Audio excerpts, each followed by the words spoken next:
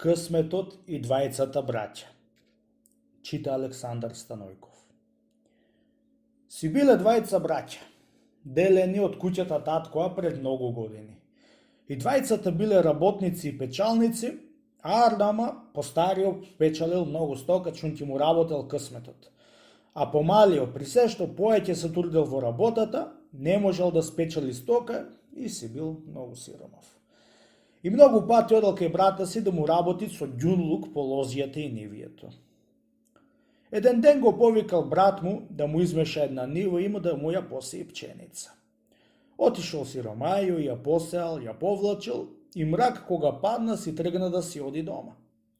Одејќи попат, се сетил за Теслата што си поправил колата да ја побарат за колата. Барал на кола, барал, не ја нашол. Туф бре гиди, беше си рекол сам со себе. Теслата сум ја загубил. Ќе ме карат брат ми, ќе се вратам да ја барам и друго чаре не бидуват.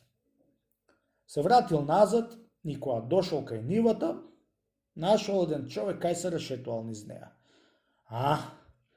Ете оној човек е зел Теслата, си рекол сам со себе и право кај него тргнал да одит.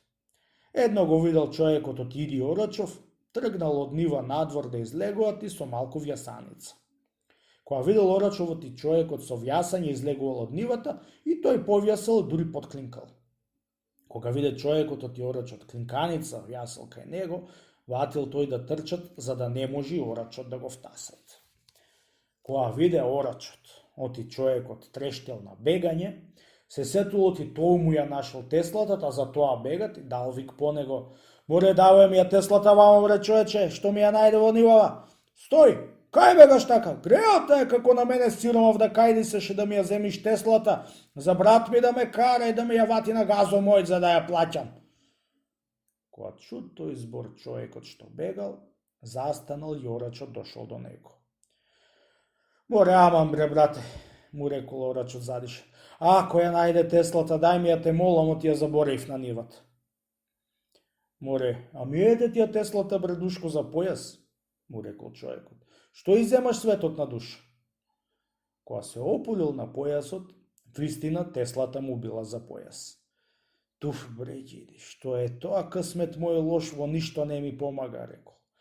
Дури за Теслата за појас да ми е закачена и пустил късмет мој да ме заслепува, за да не гледам оти Теслата ми е за појас закачена. Да ми поростиш, пријателе, што те докачив на правина, чунки, јас знаеш како направив? Магаре вјај, магаре баре, така направив. Простојно и благословено нека ти биде пријателе, му рекол човекот. И од мене и од Бога, за тоа што ме докачи, чунки ти кабајет немаш. Кабајетот го имат късметот твој што не ти работи, како јас што му работам на брата ти.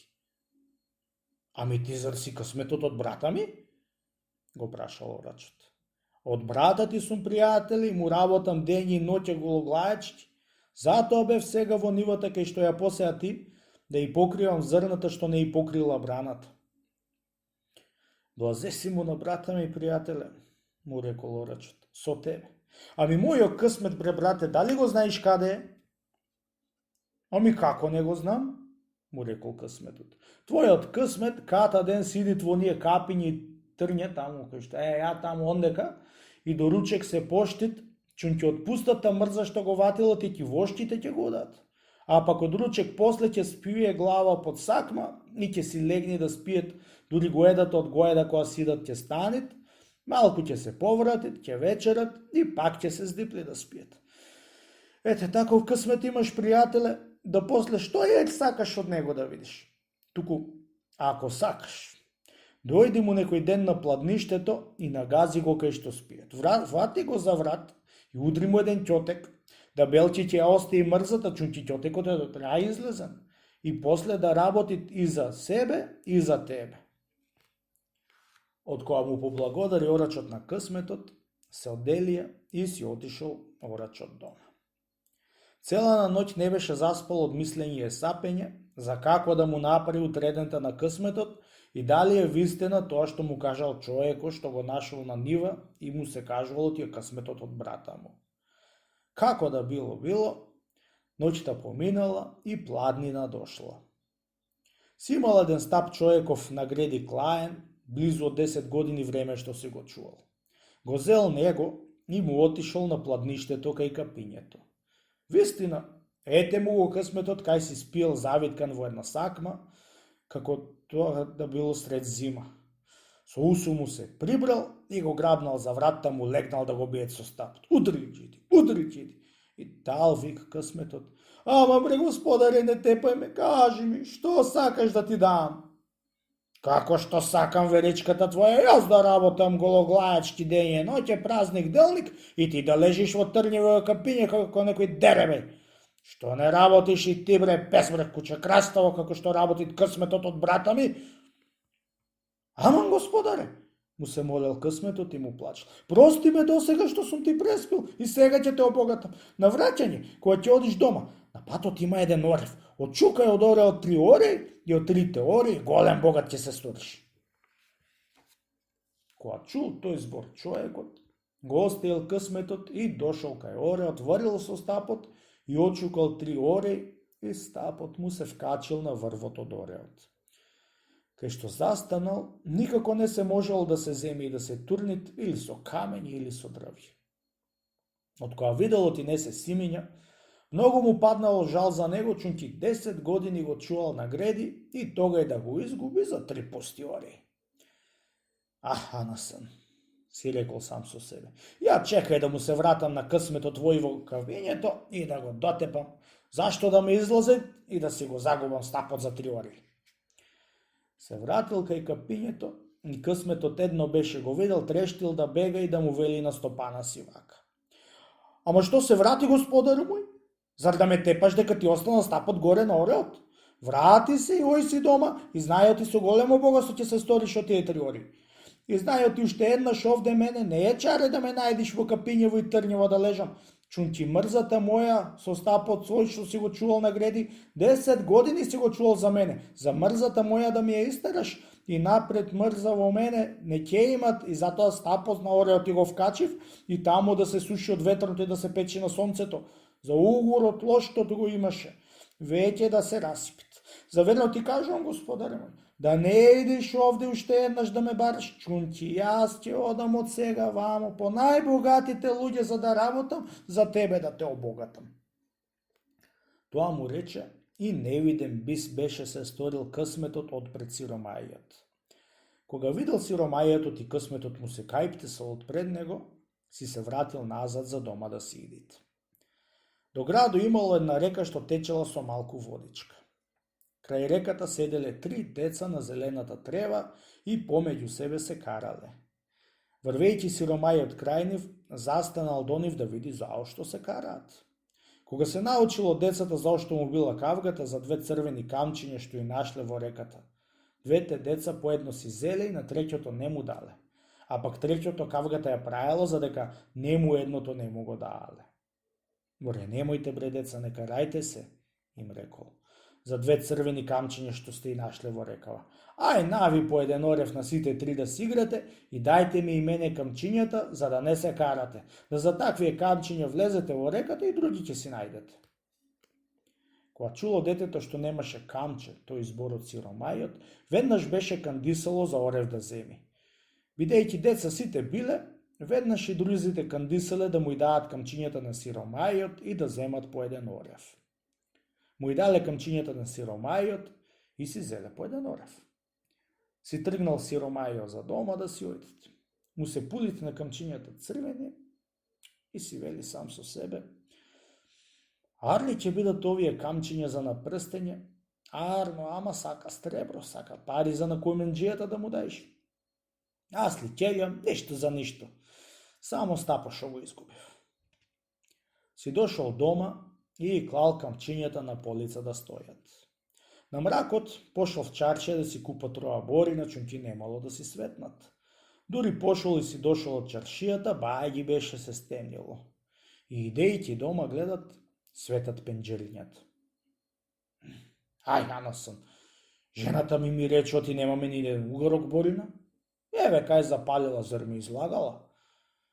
Као налутен троа влегол дома и едно се стокмил да ја кара жената си, гледат, борина немало запалење.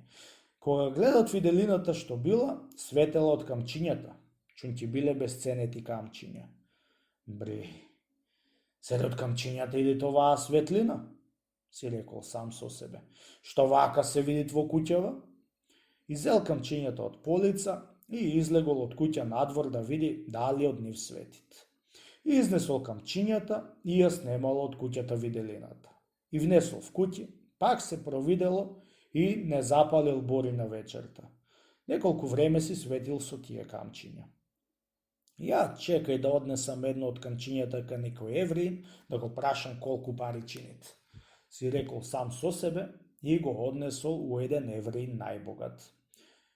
Ја види го оваа камче, бре евреине, му рекол, дали би имал пари да ми го докупиш? Кога го видел евреино камчето, на чудо беше станал, чунки толкао големо безценето камче не беше видело не око него до тогај.